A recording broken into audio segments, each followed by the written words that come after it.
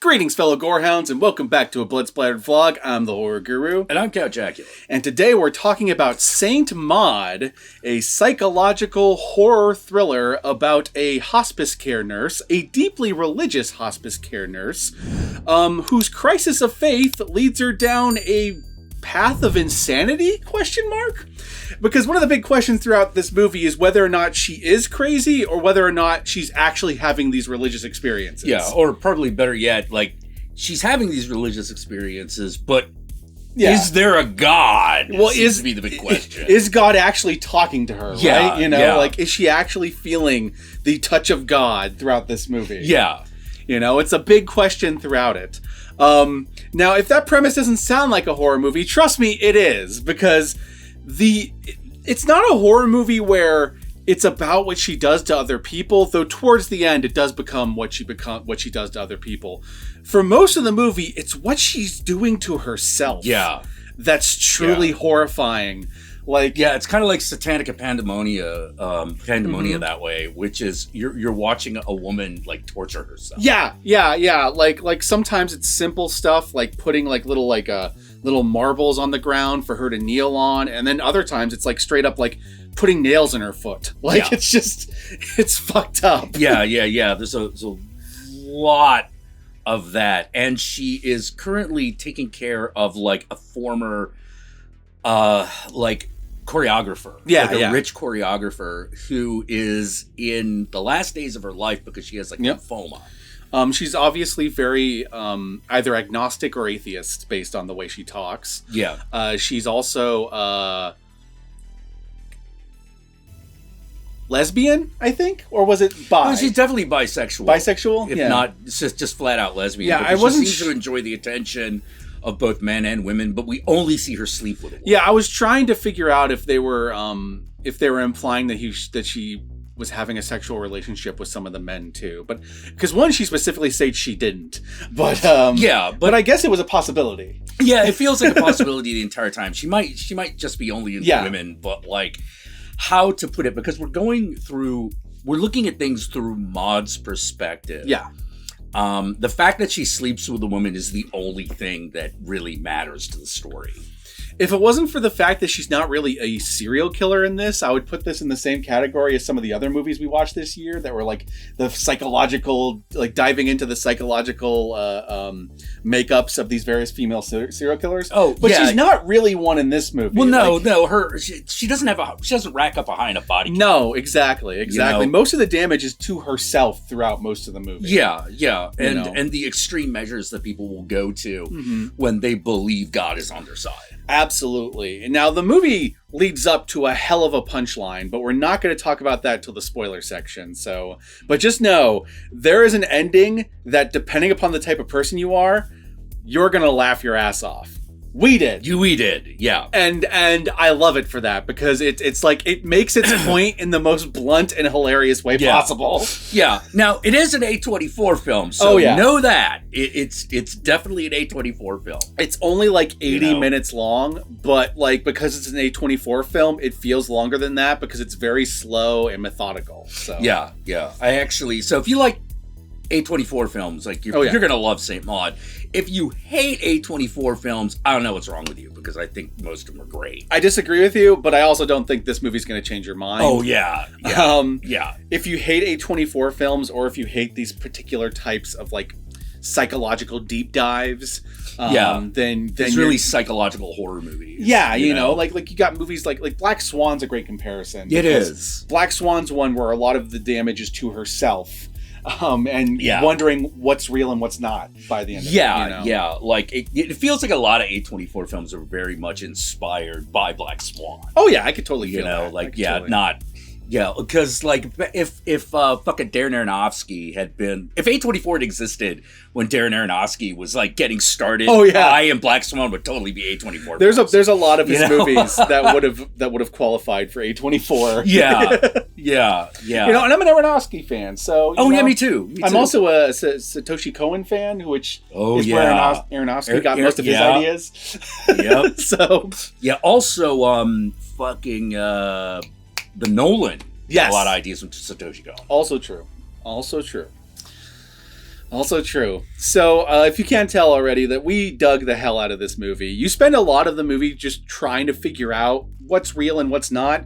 By the end of it, it gives you a definitive answer in the most blunt and hilarious way. But trust me, it's a very satisfying answer if you're anything like Jack and I. It's a very good movie. Hang in there. Hang in there. You know, it does get a little. It is slow. It is slow. It is also, you're watching a woman basically brutalize herself for like 80 minutes. Like it starts off, very slow, and you get to know her and you get to know like the person that she's doing hospice care for, but then it quickly devolves into her doing terrible things to herself. Yeah. Because she starts having crises of faith. Like talking to this person who seems to be very much an atheist is causing her to have all these crises. So she's punishing herself or trying to test herself or trying to prove herself in the eyes of God and Jesus and all that stuff. Yeah. It's very much about internal religious repression. Mm-hmm.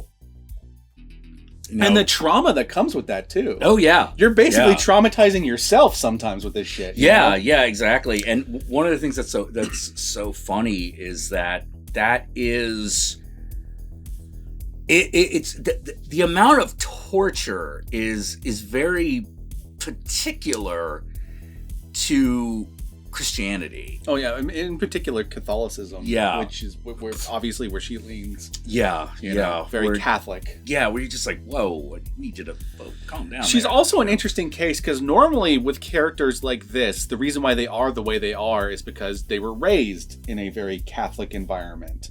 Yeah, but she's an interesting case where she only recently came into her religious beliefs. Yeah. She converted because of a religious experience. Exactly. Like she had a religious experience, and so there's this huge question: was that actually an experience, or is she having a psychotic episode or a seizure and completely misinterpreting it? You know? Yeah. This is very much like Hagenzusa, in the way that it is depicting both the thing itself and the theories surrounding the thing. So things like Hagenzusa or Haxon. Absolutely. So I think we might have exhausted everything we can talk about until we get to the spoilers. So yeah, because it's a very simple film. It's very simple. It's very straightforward. If you understand these particular types of psychological deep dives where you're basically following a single character and their interactions with other people and their inability to connect with other people and their specific issues that lead them down like kind of going crazy, then you know where this movie's trajectory kind of is, but you won't know the exact conclusion until you get there. Right. You got an idea of what this movie is. It's very, very simple in that way. And we've watched a couple other movies that were like that this year, but this is the only one where she's not really a serial killer, if that makes sense. Yeah. There's not enough killing. This is the one filled with the most self-harm. So, if self-harm's something that you can't handle, definitely find a different movie to watch. Oh yeah. There's a lot about self-harming in this movie. This movie's main source of horror is the self-harm. Yeah. So, be warned about that. It is currently available on Hulu and a couple other streaming platforms, or at least we watched it on Hulu, but some of the other platforms have it too. I recommend checking it out and watching it. It's really good. It's technically a 2021 film if you're in America. If you're in the UK, then it's a 2020 film. And if you're in Canada, it's a 2019 film. Oh, it's a Canadian movie? No, it's a British film. Oh. It just premiered in Canada. Oh. Okay. All right. Because it was a movie that its release got messed up by the pandemic and all that stuff. So it's all over the place. And it took us a long time to finally get around to watching it because we had so many other movies to watch this year. So that's why we're watching it at the end of the year and not at the beginning of the year when it came out. So yeah, it is what it is. But I wanted to watch this movie before the end of the year because it was one of the movies that everyone cites as one of the best horror movies of the year. So I wanted to check it out. And I ended up liking it. And I would agree. It's really good. It's really I don't good. know if it's one of the best I've seen this year, but that's only because I've seen so many really good movies. Yeah. I would actually have to sit down and do the math and figure it out. It's a contender. Oh yeah, it's definitely a contender. But looking at my top 10 list, I can't think of any movie I'd replace it with, or I'd replace with it. You know? Right. You know, it's kind of where I'm at right now. Yeah, it's like you definitely don't want to remove like antlers. Exactly. You know? Exactly. I don't want to remove antlers. I don't want to remove Titane. Yeah. You know? Oh my Which God. Titane is probably the gold standard of this kind of movie. I would agree. For the year, you know. Yeah. That raised the bar. Exactly. You know. Very similar type of psychological breakdown into someone with a very specific issue and their weird inability to connect with people and the insanity that happens with it and the question of what's real and what's not by the end of it. Yeah, you know? and it's not as funny as The Stylist. No. You know? Until the end. It's probably got the funniest ending out of all these. And that's saying a lot because The Stylist's ending was pretty funny and so was the ending of Titane. If you're like us and really fucked up. Yeah. Yeah, they're fucked. All three. These are all fucked up movies. We love ourselves some fucked up movies. Yeah. You should watch yourself some fucked up movies. Yeah. Improve your sex life. Watch a fucked up movie. Exactly. Don't get a divorce. Watch a fucked up movie. Yeah. God. What's wrong with you people? And with that said, my fellow gorehounds, let us move on to the spoilers.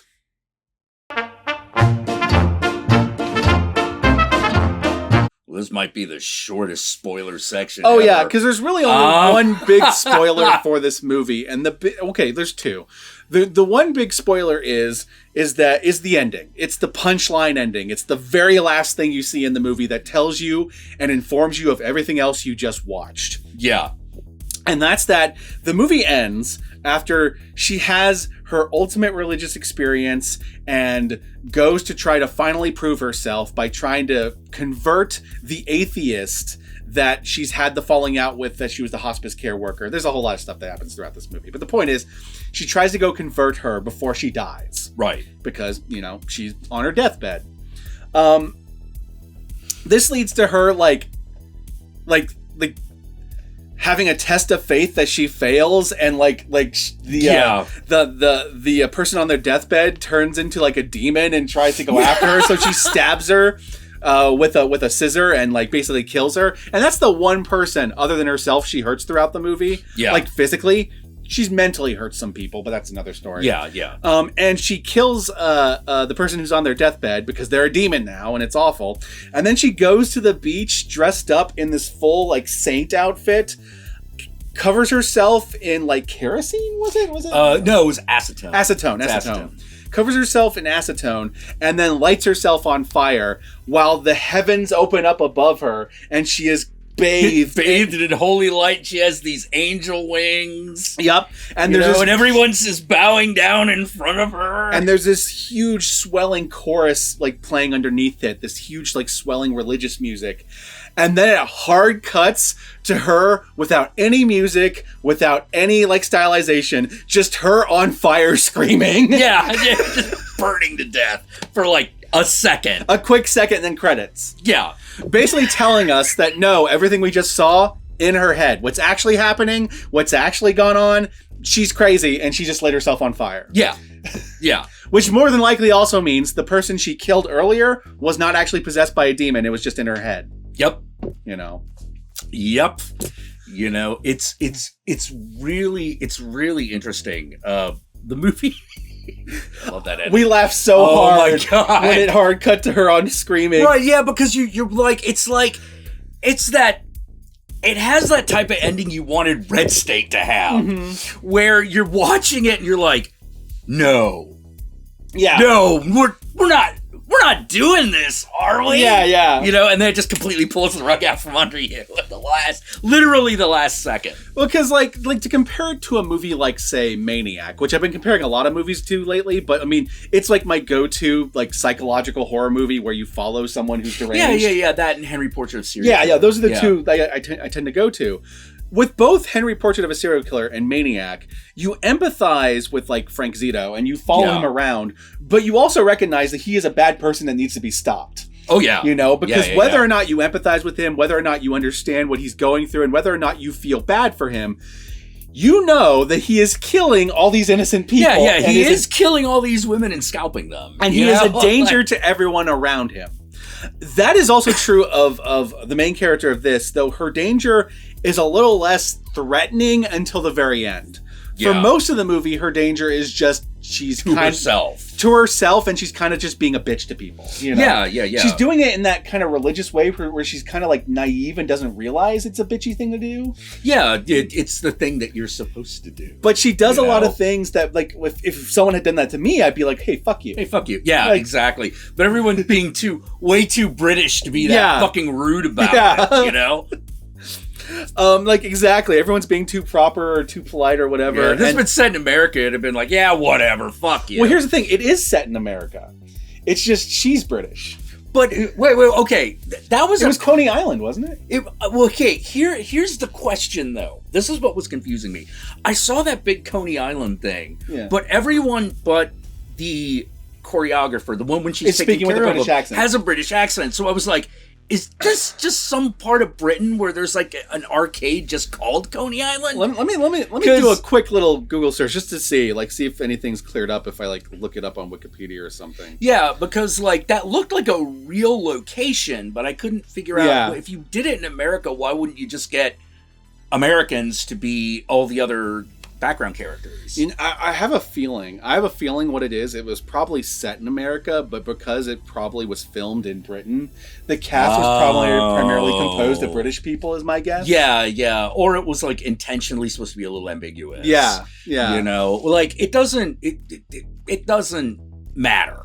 Yeah, well, it doesn't really matter. But it is a curiosity of the film. It is a curiosity. And if you have like an explanation for whether or not it was in Britain or not, and we're just completely off base, feel free to let us know below. Yeah, my current guess is that this is some like seaside area of Britain that just happens to have like an amusement park called Coney Island. You might be right. I could just be uninformed on that. Like, I wouldn't have known that. Yeah. I don't know that either. I'm just guessing. But it doesn't. But because what it really is about, why there is a Coney Island there type thing, and why that's important, is because there is all this fun happening around this character, and she's partaking in like none of it until she finally does, and then she can only do so self-destructively.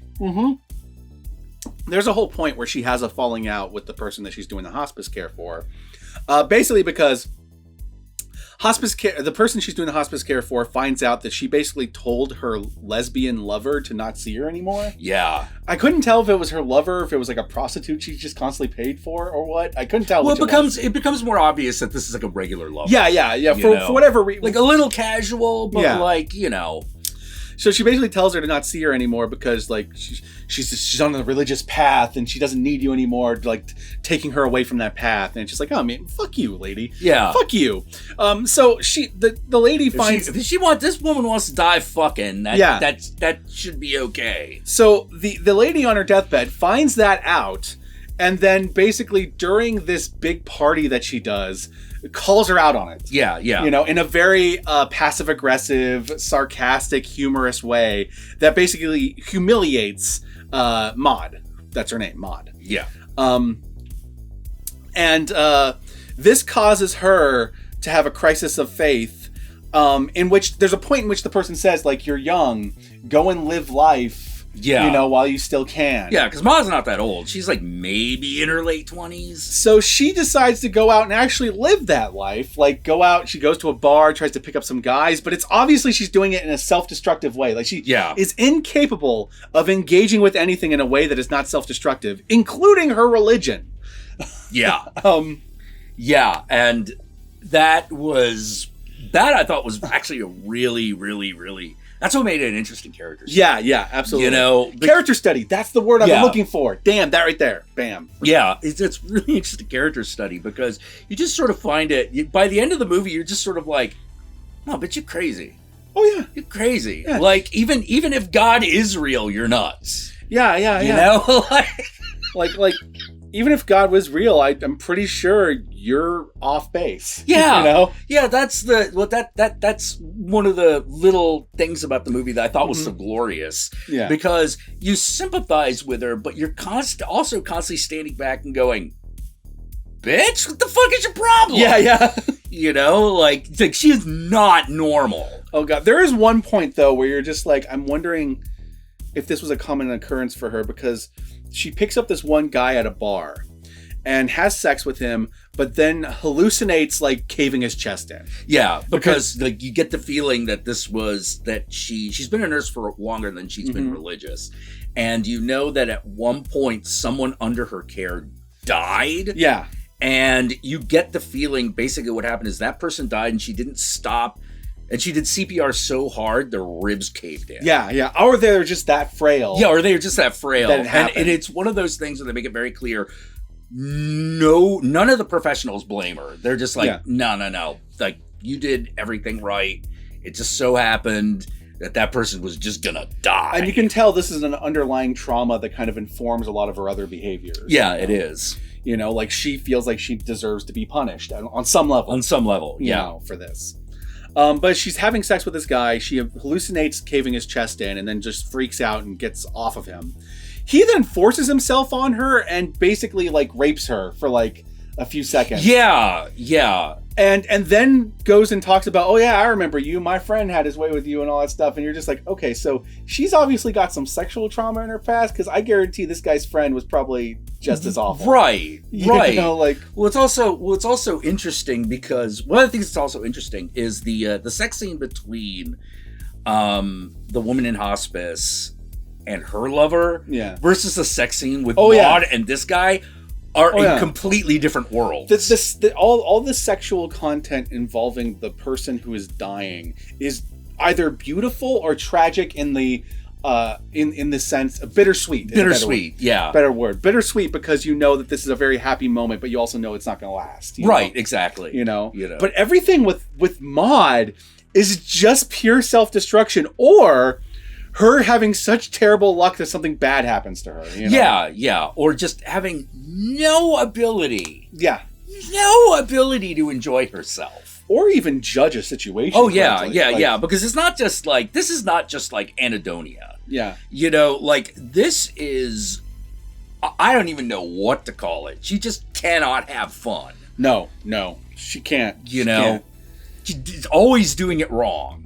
You know, like, and it's kind of funny that like she hates herself this much and she's like hurting herself all this and she's being so self-destructive. But at the end of the movie, her ego, the ego of like, I'm gonna attain sainthood, like I'm gonna be good in God's graces, I'm gonna ascend to heaven as an angel, and hallucinating herself with the angel wings, and you're just like, God damn, lady, underneath all that self-hatred and all that stuff is an actual like kind of really shitty person. Oh yeah. Like a complete like self-righteous narcissist. Yeah, exactly. You know? Like, well, I mean, that feels like the statement on that kind of behavior. Yeah. You know? It's like, yeah, you're hurting yourself, but like you're also kind of a cunt.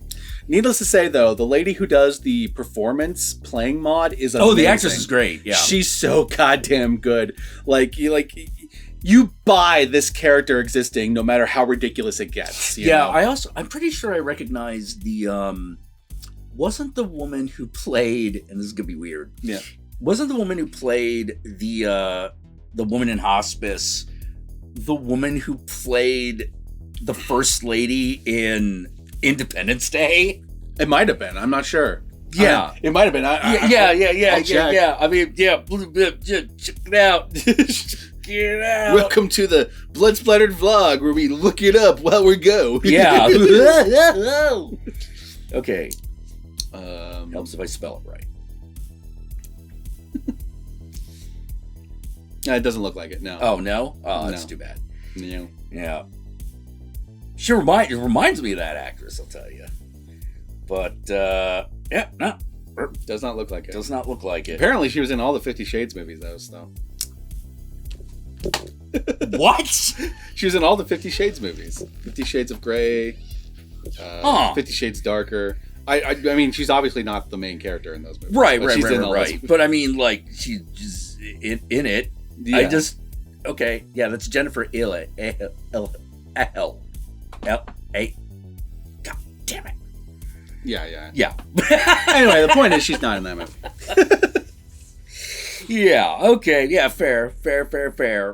I'm just like, God damn it, where have I have seen her in stuff. Well, she's been in a lot of stuff, so I'm sure there's something. Yeah, I'm like, all right, let me double check.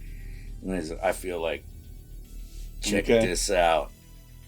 All right. Whoa. Yeah. Oh, there's a point where a cockroach god talks to Maud. Oh my God, yes. It's an amazing scene. Oh my God, yes. She keeps seeing this cockroach in her hallucinations, and then finally this cockroach just starts talking to her through the wall as God. Yes. It's kind of like the thing that leads us into the third act. Yeah. It's a little Doom Patrol-y, actually. Oh yeah, I was thinking that too. The religious cockroach in Doom Patrol. Yeah.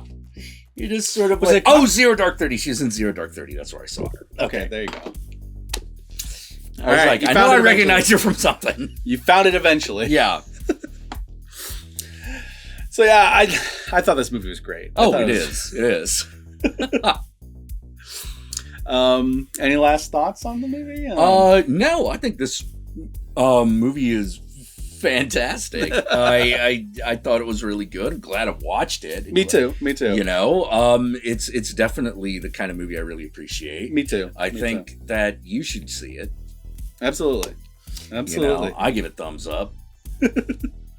And with that said, where can they find you, Count Jackula? Oh, you can find me on twitch.tv/count_Jackula.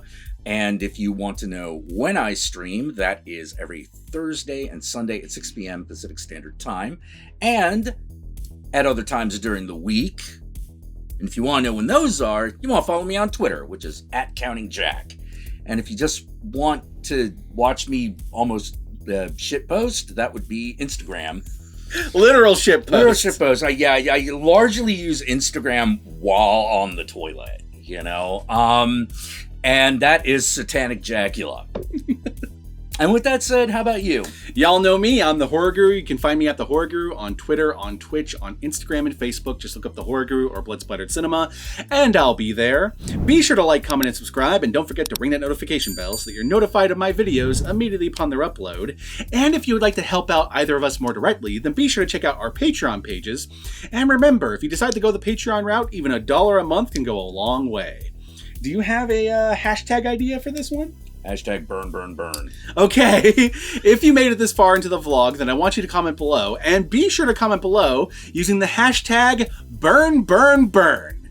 That way Jack knows, that way I know, that way the world knows you watched this vlog all the way through.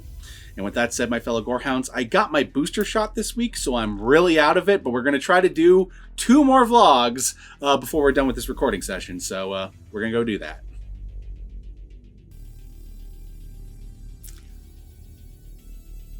Yeah. You know,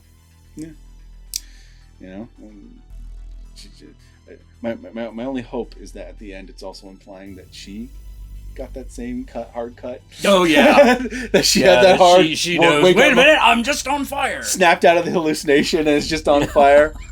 Because that's how I feel every time I deal with a person like that overly religious person that's just self-righteous and have turned their self-destruction into a thing that hurts other people. Yeah.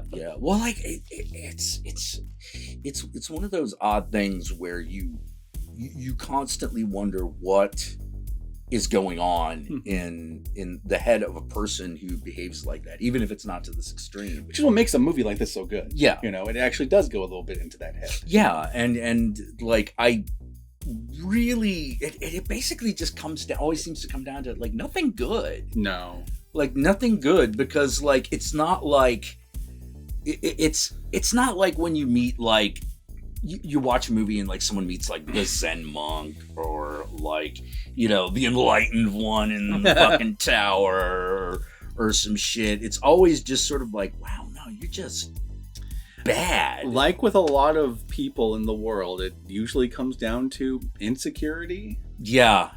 Self-loathing. And a little bit of narcissism. Yep. You know, and sometimes a lot of bit of narcissism. Oh, geez, yeah.